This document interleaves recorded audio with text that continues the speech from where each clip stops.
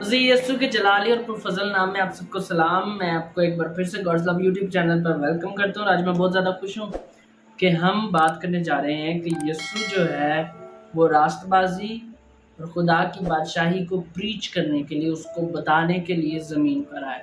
वो इस सारे काम को दिखाने के लिए आया। वो दिखाने के लिए आया कि हकीकी रास्तबाजी क्या है, हमेशा की ज़िंदगी क्या है। वो दिखाने आया कि वो किस तरह से हमारे गुनाहों की कुर्बानी के लिए ज़मीन पर है।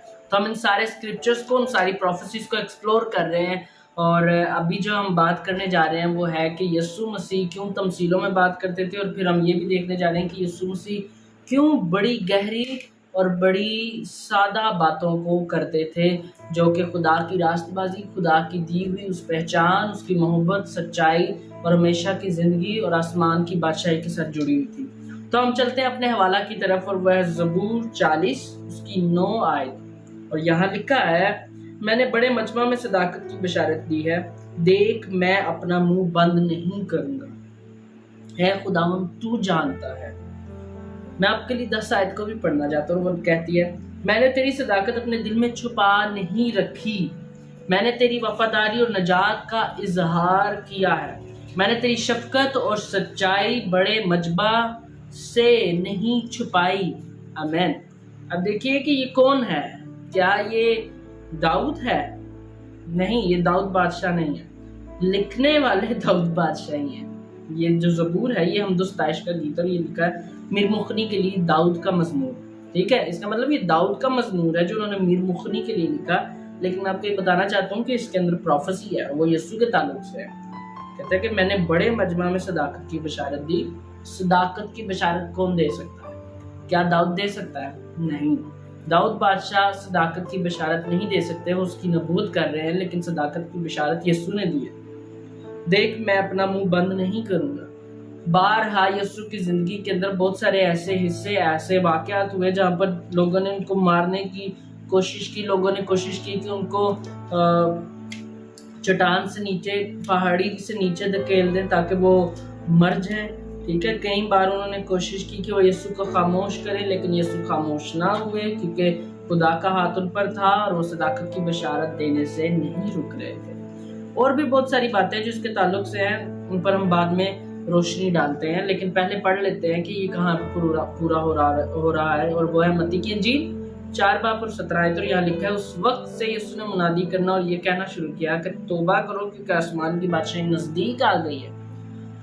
अब जब आप मत्ती की इंजील को पढ़ते हो और उसके 4 बाब को पढ़ते हो तो आपको पता चलता है कि यहाँ पर यस्सु मसीह जो है वो रूह कुस की हिदायत से 40 दिन और 40 रात फाका करके आगे आ चुके हैं। ठीक है, वो बियाबान में ही मौजूद है, लेकिन अब उनको भूख लगी और अब शैतान उनको आजमाना शुरू करता है। ठीक है, और फिर यस्सु गलील में जाकर खिदमत शुरू करते हैं। ठीक है, और यस्सु जब सुनते हैं कि यूहन्ना बपतिस्मा देने वाला जो है वो पकड़वाया गया है गलील में, तो नासरत को छोड़कर कफरनहूम को जाते हैं, उधर जाकर ठहर जाते हैं। ठीक है, और फिर वो ये भी बताती है बाइबल कि वो जो कफरनहूम है वो झील के किनारे था जो कि ज़बूलून और नप्ताली की सरहद पर है। सारी चीज़ें यहाँ पर आपको पता चलती हैं, लेकिन ये भी एक प्रोफेसी है जो यशायाह नबी की मार्फत कहा गया था, वो पूरा हो रहा था कि खुदा जो है वो ज़बूलून का इलाका और नफ्ताली का इलाका जो है वहाँ से,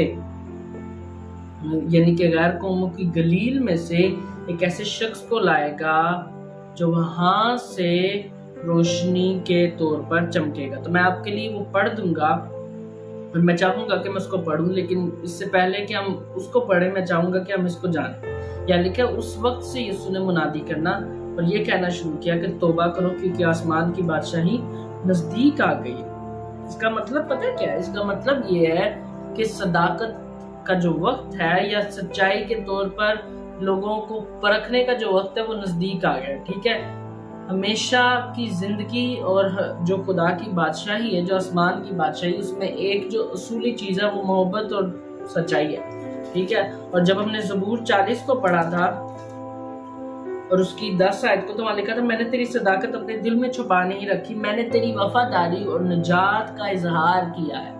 ठीक है, मैं मैसेज वर्जन में इसको पढ़ रहा था और वो कहती है कि मैंने तेरी मोहब्बत और सच्चाई को تیری محبت اور تیرے چھٹکارے کو اپنے دل کے اندر سے بہنے دیا ہے، ٹھیک ہے، میں نے اس کو ظاہر ہونے دیا ہے، میں نے تیری شفقت اور سچائی بڑے مجمع سے نہیں چھپائی۔ اور وہاں پہ لکھا تھا کہ یہ جو ہے یہ نبوت ہے، میسج ورژن اس کو کلیریفائی کر رہی تھی کہ خدا جو ہے وہ دیکھ رہا ہے، اور اس کا بیٹا جو ہے وہ زبور 40 میں ہی اس کے تعلق سے یہ لکھا گیا ہے کہ یسوع مسیح خدا کی شفقت اور خدا کی نہ بدلنے والی سچائی کے تعلق سے اظہار کر رہے ہیں، ٹھیک ہے۔ جب آپ پڑھتے ہو متی کی انجیل 4 باب کی 14 آیت سے 17 آیت تک، کیونکہ میں نے کہا تھا کہ یسایہ نبی نے جو کہا ہے یہاں پر، جس کا ذکر کیا جا رہا ہے کہ یسوع نے کیوں گلیل ہی سے آسمان کی بادشاہی کی منادی شروع کی، اس کو جان لیتے ہیں۔ تو یہاں لکھا ہے تاکہ جو یسایہ نبی کی معرفت کہا گیا تھا وہ پورا ہو کہ زبلون کا علاقہ اور نفتالی کا علاقہ دریا کی راہ یردن کے پار غیر قوموں کی گلیل، یعنی جو لوگ اندھیرے میں ہیں بیٹھے تھے، انہوں نے بڑی روشنی دیکھی۔ اب یوحنا کی انجیل جو ہے وہ اس بات کو کلیئر کرتی ہے، وہ کہتی ہے کہ یسوع مسیح جو ہے وہ نور ہے اور وہ چمکا ہے، ٹھیک ہے۔ جب ہم آگے پڑھتے ہیں تو وہ لکھا اور جو موت کے ملک اور سایہ میں بیٹھے تھے ان پر روشنی چمکی، یعنی کہ یسوع جو صداقت کو لے کر آئے تھے، جو آسمان کی بادشاہی کی خوشخبری کو لے کر آئے تھے، روشنی کے طور پر ان پر چمکنا شروع کی، اور خدا نے غیر قوموں میں سے یعنی کہ ان لوگوں ہی سے کام شروع کیا جو کہ خدا کو نہیں پہچانتے تھے، اس کے ریڈیمپشن کے پلان کو نہیں سمجھتے تھے، نہ ان کے پاس شریعت تھی، نہ اس کو وہ مانتے تھے، کیونکہ یہاں لکھا ہے دریا کی راہ یردن کے پار غیر قوموں کی گلیل، یعنی کہ وہاں سے ایک کام شروع ہوا۔ اور آگے لکھے اس وقت سے یسوع نے منادی کرنا اور یہ کہنا شروع کیا کہ توبہ کرو کیونکہ آسمان کی بادشاہی نزدیک آ گئی ہے۔ تو یہ ایک گاڈلی پلان تھا، یہ خدا کا کام تھا کہ وہ پروفیسیز کو پورا کر رہا تھا، یسوع پروفیسی کو فلفلڈ کر رہا تھا، ٹھیک ہے، وہ ان کو کمپلیٹ کر رہا تھا۔ جو نبیوں نے 1000 سال 1500 سال 500 سال پہلے نبوتیں کی تھی، وہ نبوتیں یسوع مسیح پوری کر رہا تھا، ٹھیک ہے۔ اسی لیے وہ ایسی زندگی جی رہا تھا جو پروفیسیز کو پرسو کرنے اور ان کو پورا کرنے میں، ان کو تکمیل تک پہنچانے کے تعلق سے تھی۔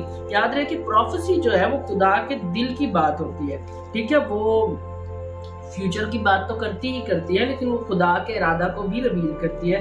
تو یسوع خدا کے ارادہ کو جی رہے تھے، ہمیں بھی یسوع کی طرح خدا کے ارادہ کو جینے کی ضرورت ہے، یعنی کہ ہمیں بھی اسی طرح سے جینے کی ضرورت ہے جس طرح سے خدا کے بیٹے یسوع نے اپنے آپ کو زمین پر رکھتے ہوئے زندگی گزاری۔ تو چلیں دیکھتے ہیں زبور 78 اور اس کی پہلی 2 آیات، اور یہاں لکھا ہے اے میرے لوگوں میری شریعت کو سنو، میرے منہ کی باتوں پر کان لگاؤ، میں تمثیل میں کلام کروں گا اور قدیم معامے کہوں گا۔ آمین۔ کیا لکھا ہے؟ میں تمثیل میں کلام کروں گا اور قدیم معامے کہوں گا۔ اس کا مطلب کیا ہے؟ ٹھیک ہے، یہ بھی ایک فلفلمنٹ ہوئی جو متی کی انجیل میں ہی ہوئی۔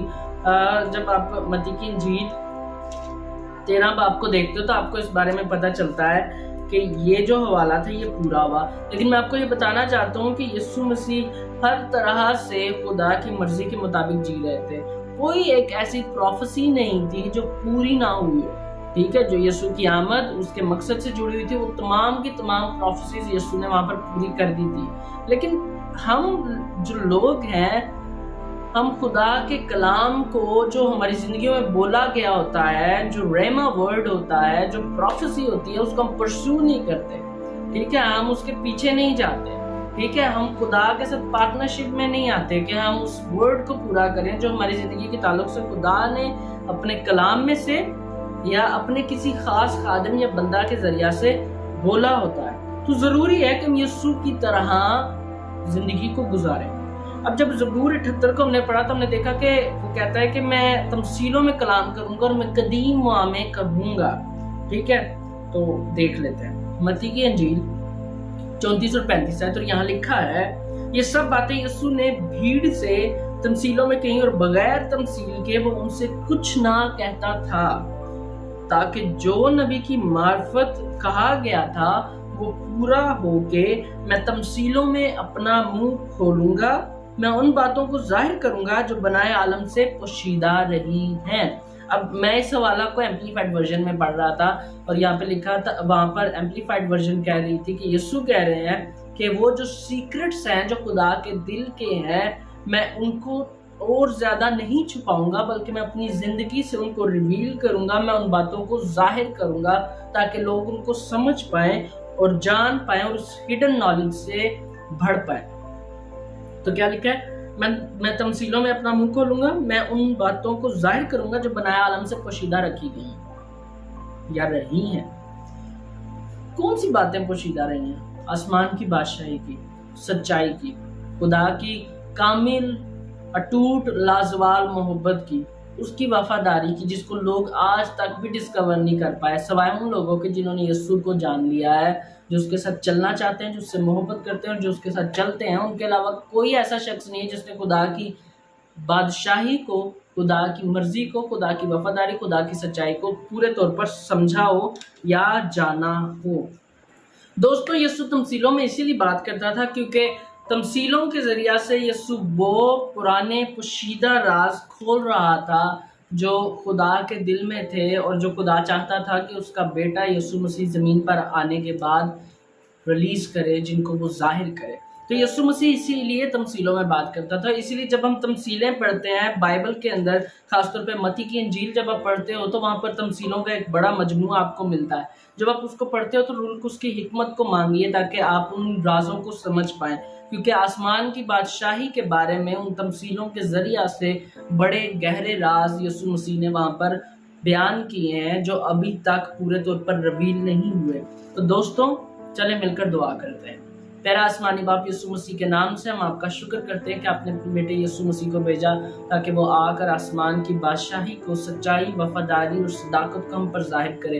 اور اب آپ ہم یسوع مسیح کے لیے آپ کے نام کو جلال دیتے ہیں، اور اب آپ ہم چاہتے ہیں کہ اب آپ ہم یسوع مسیح کی طرح ان نبوتوں کو جینا شروع کریں جو ہماری زندگیوں کے اندر آپ کے کلام کے ذریعہ سے آپ نے بولی ہیں یا اپنے خادموں کے ذریعہ سے بولی ہیں۔ اب ہم آپ کا شکر کرتے ہیں مسیح کے نام سے، آمین۔ تو دوستوں، ضرور سبسکرائب کیجئے، لائک، کمنٹ اور شیئر کیجئے، ان دوستوں کو جاننے دیجئے جو خدا کے کلام کے بارے میں کچھ نہیں جانتے، ان کو زندگی کی ضرورت ہے۔ God bless you.